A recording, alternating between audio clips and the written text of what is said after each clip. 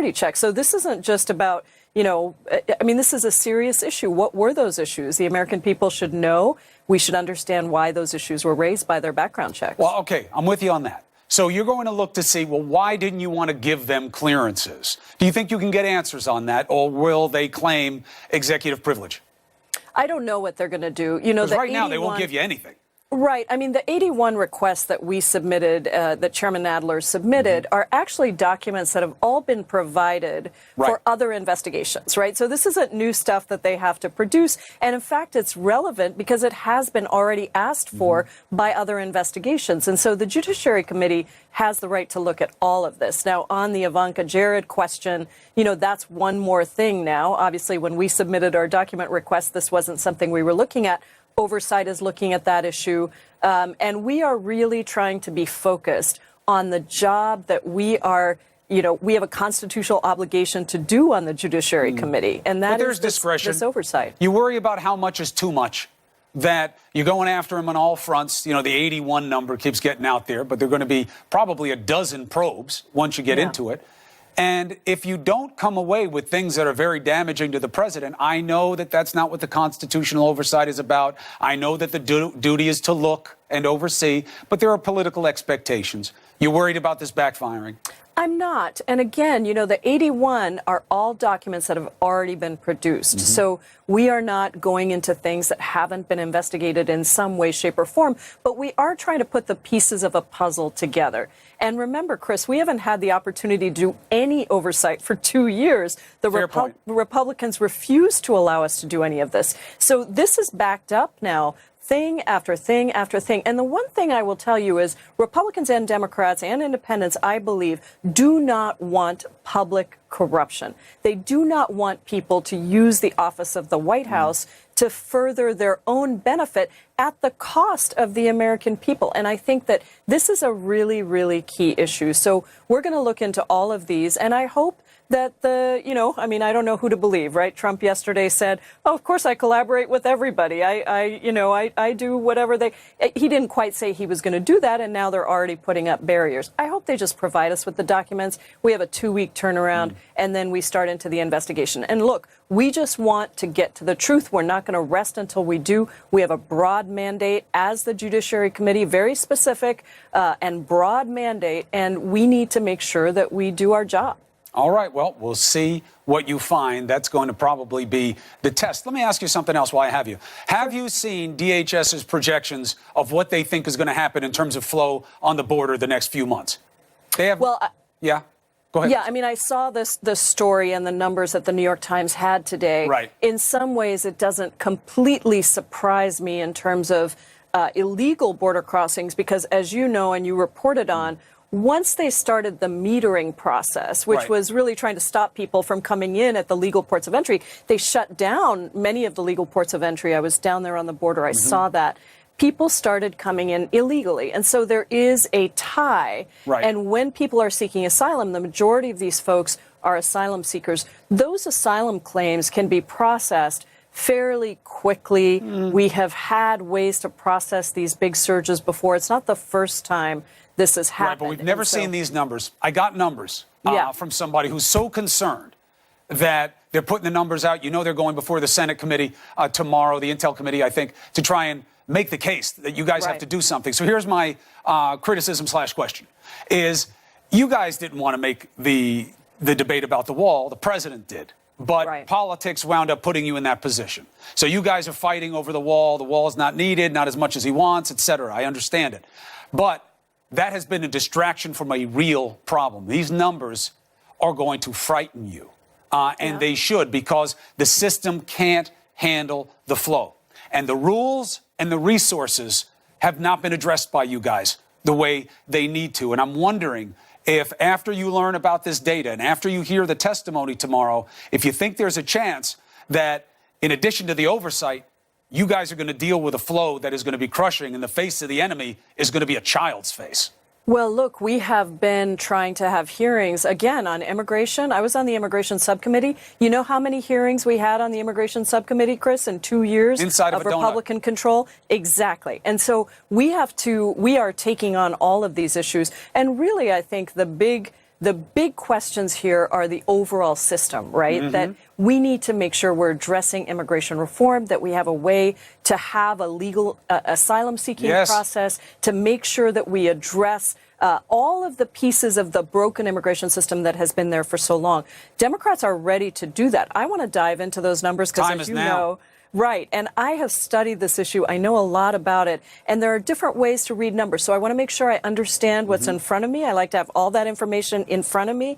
I'd like to make sure I'm seeing numbers that are comparable to the way numbers have been tracked in the past, because I've had a disturbing trend of noticing that sometimes the numbers we get are using all kinds of strange ways of calculating them. So let us dive into that. I think you will see Democrats on the I'm now the vice chair of the Immigration Subcommittee for Judiciary. I think we will be diving into those questions. And look, I still haven't forgotten about those families that were separated from their children, potentially thousands more than we even knew of, with serious long-term psychological They're not going to have a choice, though. Damage. You know, the way Flores settlement picks up, and that's one of the rules. I understand the intention of it. I got why they did the settlement at the time.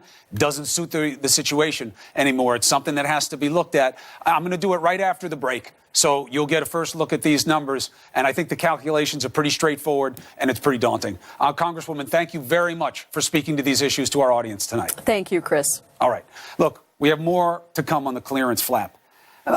You know, I go slow on these because, yeah, he lied to you about it. Is that a new story for you? Yeah, it could affect national security, but when will people want something done about what this president does? That's part of the search for the Democrats. And we're going to ask a Democrat running for president, how does he think the party should handle this? How do you deal with a president who doesn't tell the truth within a system where people don't expect the truth? And what we were just talking about, I believe it's the big story of the night. You're not going to hear it anywhere else. There is a real crisis at the border. It's bad. It's going to get worse than they've ever seen before. The president's not talking about it. Congress isn't dealing with it. Wait until the reality of who is coming has changed. I want you to look at this. This is the face of the present and the future. It is kids and families like we saw down there in San Isidro. But now they're coming from all over, and they're hitting all the places that they can.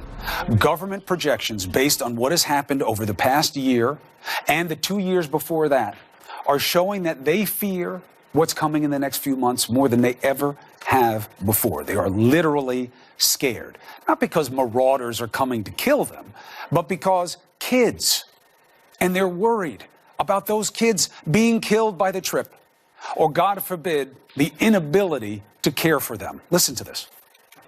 The system is well beyond capacity and remains at a breaking point. Breaking point. CBP, that's Customs and Border Protection, right? They apprehended 76,000 people in February alone. You saw that in the New York Times, but that's only part of the story. Happens to be the most of any month during the Trump administration. It's the highest number, in fact, of any February in the last dozen years. But more than just the overall numbers, it's who. Families are taxing the system. They're more than 60% of the flow. Over the past 5 months, the number of families jumped 300% year over year. 70 large groups turned up at remote border patrol stations. Why? They're not sneaking in. They're asking for detention. The ports of entry are overwhelmed. They're desperate. You're not a wall away. Remember, we brought you the story of a 7-year-old girl who died because they didn't have enough buses, not because they don't care, not because they're not trying. They're good men and women who are keeping us safe. They're overwhelmed. You don't hear the officials, and tomorrow when they go to the Senate Intel Committee, you won't hear it being a discussion about a wall, because a wall doesn't help with rules and resource issues. The problem is accelerating. Caravans that once took weeks to show up, replaced by buses. Now they get here in about a week. In other words, while the politicians cherry-pick so-called bad hombres, here's the truth. This increased flow presents, currently at our highest levels in over a decade, both a border security and a humanitarian crisis. So the president pitches a wall, they fight over it, and it distracts time, money, and attention from the real crisis. And on top of it, the president keeps threatening to cut aid from the same places that are spawning the migrants, almost assuring more desperation and an increased race to our border. Congress is being informed of the problem. The people in charge of keeping us safe are begging for help. The president is not focused on it for his own political reasons. Let's see who acts first, because now there is no excuse. All right, so what should this White House do about this actual emergency? Let's put it to our great debaters next. The situation at the southern border after reporting a surge last month in undocumented migrants. But it's about kids and families. The DHS secretary is going to the House tomorrow. CBP is going to the Senate. Simple message to both. Stop with the wall talk. Help us with this. This is the real crisis. You've never heard that from the president. Why? Great debate. Angela Rye and Steve Cortez. We've had this conversation before, you and I, Steve, where I get the need for physical borders. I've never gotten the priority because I knew this was coming. We are not a wall away from dealing with people who are presenting themselves for asylum. And we haven't given the resources or the political attention. The president has not made a sell on this. Why? Okay, well, Chris, nobody ever said that we're a wall away as if that's a panacea, as if that's a silver bullet that solves the entire problem. That's a straw man argument that's been set up by a lot of people on the left to try to criticize the wall. I disagree. It's an important tool. It's one that Customs and Border Protection tells us we need, but it's not for this silver bullet. Disagree, but I've always argued to you, why do you keep emphasizing what the wall will do? It'll stop the murders, it'll stop the drugs, it'll stop the terrorists. Well, when that was all BS. Okay. And the real flow problem you have, what the wall would do, it doesn't address. Okay, what the wall would do right now, if it were built, and unfortunately we can't snap our fingers and make this happen. Let's say you had the Great Wall there. Yes. It would force these people then to do it the legal way, which is go to ports of entry, because it would be too hard to get over or underneath the existing wall, and they would have to do it the right way, not the lawless way. Now, but the I agree system with you, though, can't handle the flow.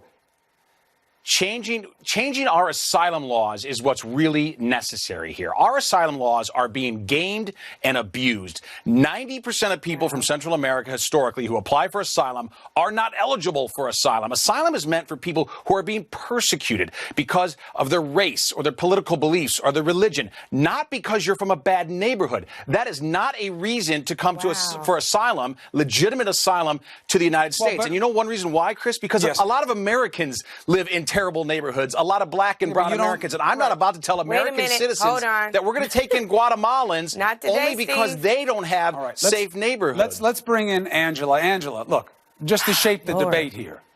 The president hasn't been talking about this. It's been all wall, wall, wall. The wall is all. And now we see what we have seen, but now they think it's going to be worse than ever. And they're not set up to deal with this crisis because nobody's been giving them what they've been asking for years.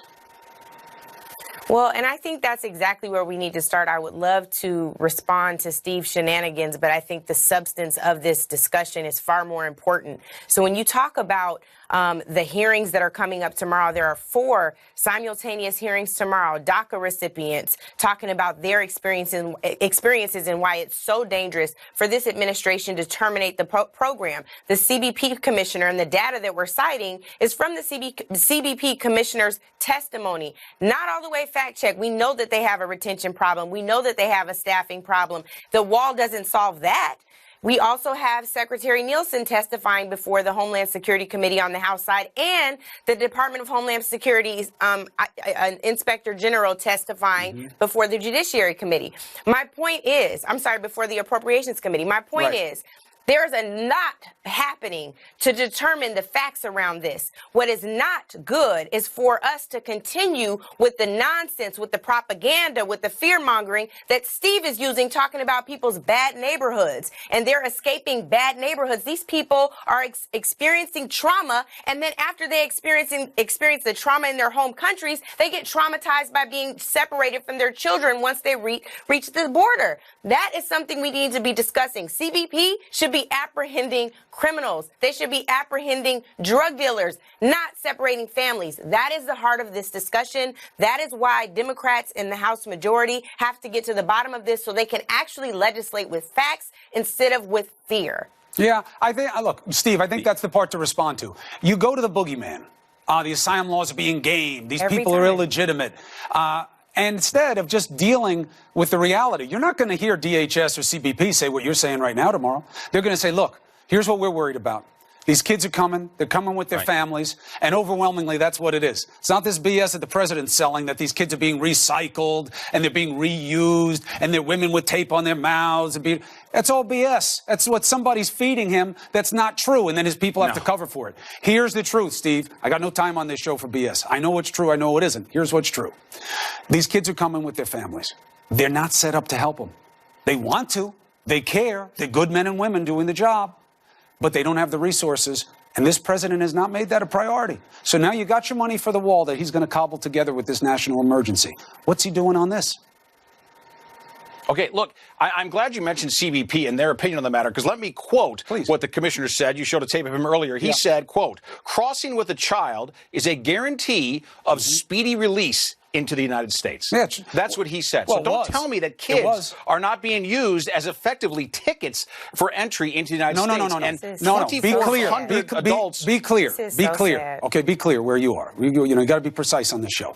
I'm saying that what the president said about kids being recycled, that they're not really with their parents and that people are using the same kids again and again, that's BS.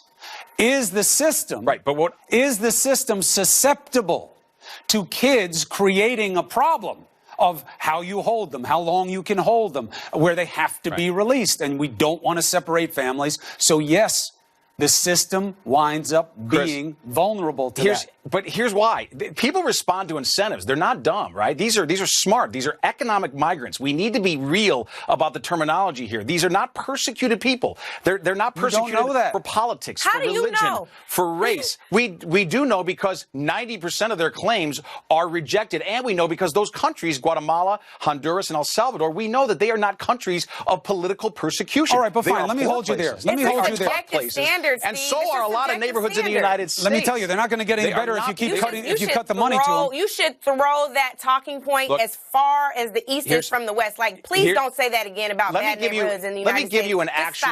Let me give you an actual solution. Here's what the president should do. It's time to declare, and by the way, I'm glad the New York Times and other liberals have finally realized what we've long known, which is that there is a crisis at the border. I'm glad they've woken up to that fact. No. What the president needs to do actually is another... If you want to be straight, be straight.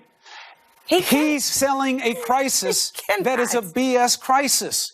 He's selling this boogeyman, this brown menace that's coming across the border to take your women and kill you. Chris. That's what he's saying. He doesn't want to talk about kids and parents because it doesn't drive fear.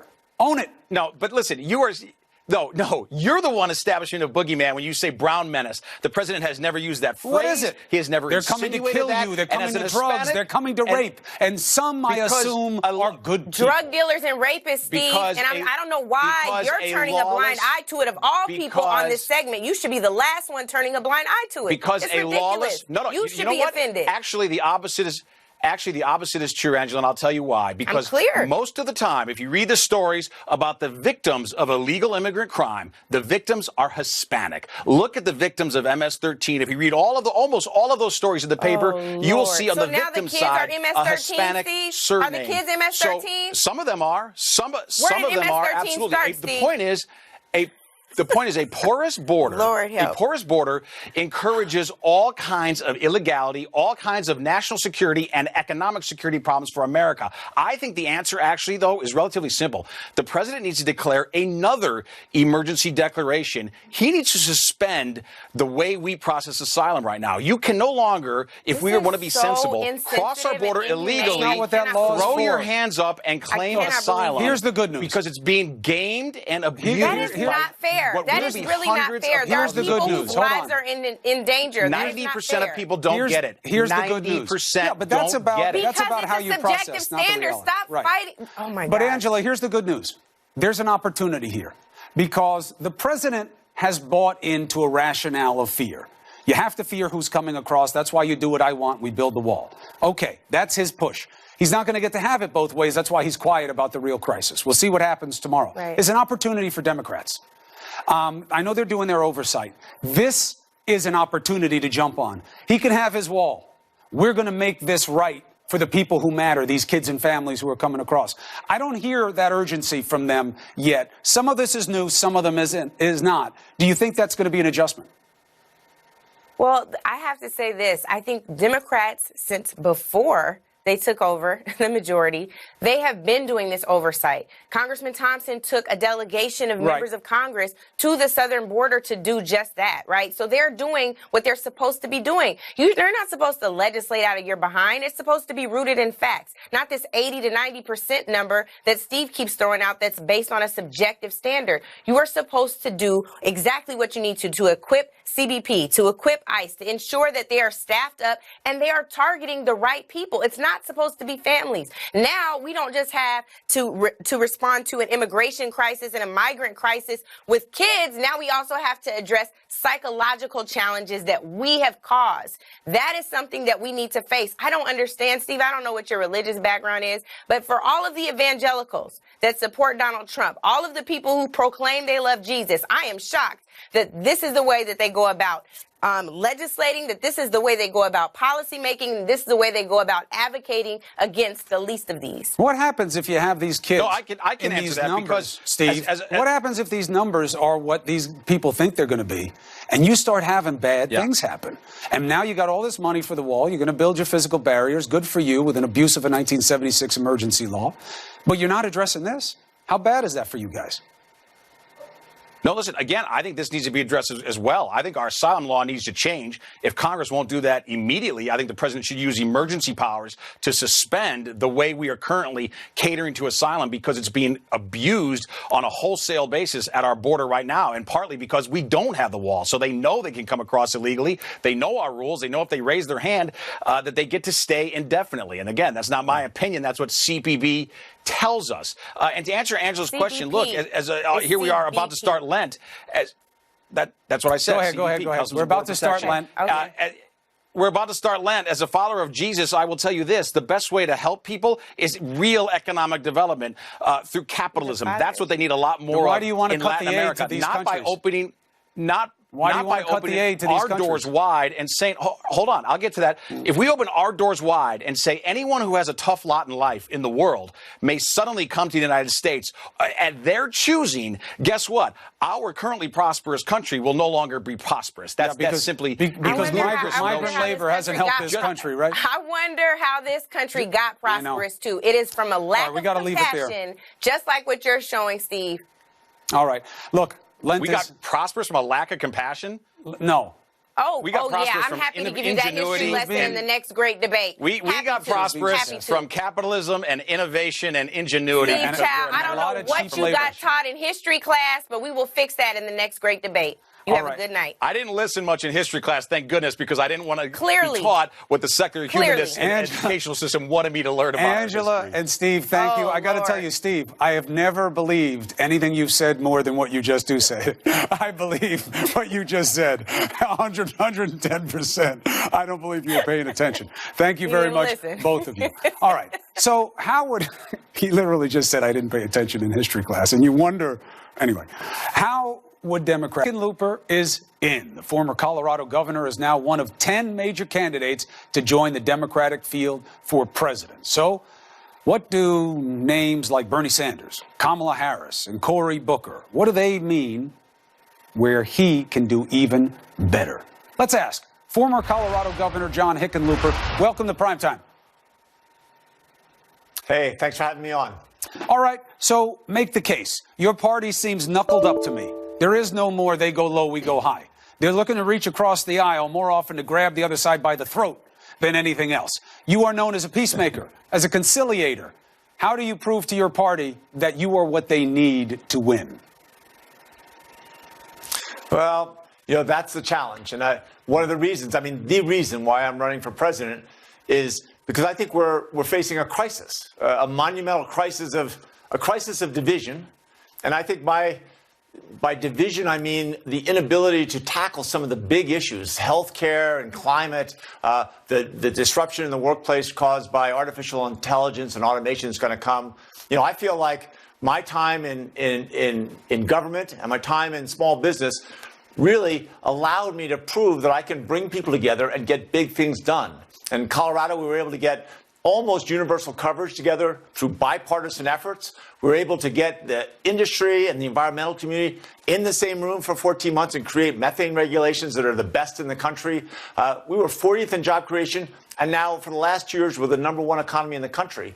And I feel not only that, well, I know I can beat Donald Trump, but I think I could bring us together on the other side and get real progress on important issues. So let's do a plus and a minus. On the plus side, you'll be dealing with a voter base if you want to get his people or people in the middle, people who are open.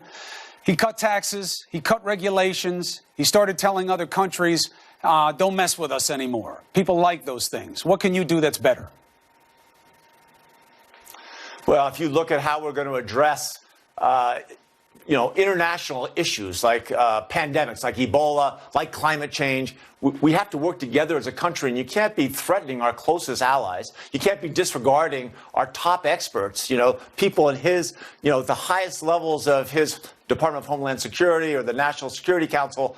These are real problems when you're dividing our closest allies. I look on the domestic front. You can't continue to divide everyone who's trying to find solutions. And that's how come we've got such gridlock in Washington. Why every few weeks we've got, government being threatened with being shut down.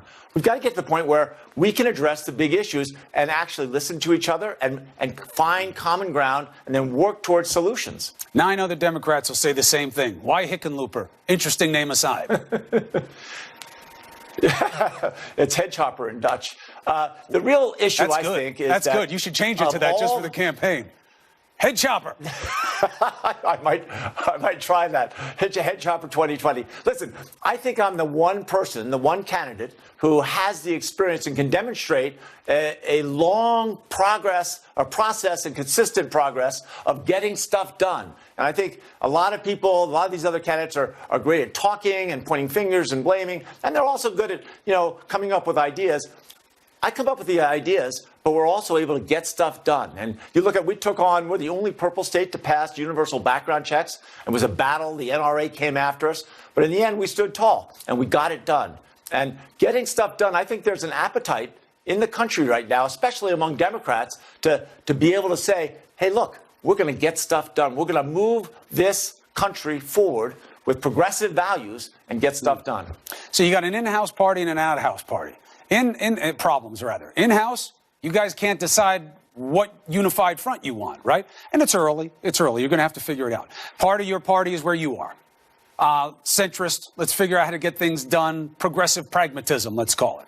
But now you have an emerging left on your party that's different than it was even when you were in office. How do you accommodate those people who say, bad enough you're a white man, which we don't believe is the future of our party, but we want Medicare for all. We want to get rid of private insurance, at least as a starting point. That's what we've heard. And we want free college. We want free housing. We want sustainability of fixed incomes for people. What do you say to those needs? Well, I think when you talk about Medicare for all and you really dig down, my point is that the Democratic Party has always been a big tent, and we have a lot of different voices, and our diversity is our strength. And I love it. That's one of the reasons why I'm so proud to be a Democrat. But I also look at, when we begin to be excluding and saying, well, just because you disagree with me, you're completely wrong, whether it's universal, whether it's single payer, or whether it's Medicare for all. I mean, don't all Democrats really agree that health care should be a right? That we should have universal coverage? And, once we get the White House, then we can sit down and say, we'll take this part from Medicare, maybe, the best parts of Medicare, and then we'll look at these parts from single payer, we'll look at these parts from expanding Medicaid. I mean, why don't we fashion universal coverage in the way that works best? And same thing in terms of the issues around the economy or the economic justice. I don't disagree that right now, capitalism isn't serving, especially low-income and middle-class people. They're not getting the security and the opportunity that historically America has always provided. But I think there are adjustments that we can make that are significant and are going to move us forward. But it doesn't involve a hand-to-hand warfare. Governor, I appreciate you laying these out. We'll be following this all along the way. Hopefully we get more opportunities to speak. Remind us, so what does Hickenlooper mean? What is it, in Dutch or German? It's Dutch heckenlopen, like the hedge was hecken and the wolf lopes. This is what my what my uncle always told us. That originally they thought they were the people that were the mailmen. But then we said, why is the name more common? And it turned out he said, well, they were the game poachers. But I came back and of course said, well, that meant we jumped higher and ran faster. Who knows? I like it. I like it. Governor, thank you very much, and good luck to you going forward. You bet. Thanks, Chris. All right. So we have breaking news tonight on Ivanka Trump. Her security clearance, secret clearance, arguably a different way than he was supposed to. Sources say the president also pressured his staff to grant his daughter, Ivanka, the same thing against their best recommendation. Why is the White House now refusing to answer for these decisions? 3 major questions I want you to think about tonight. Mark Mazzetti has got some answers. Pleasure to see you.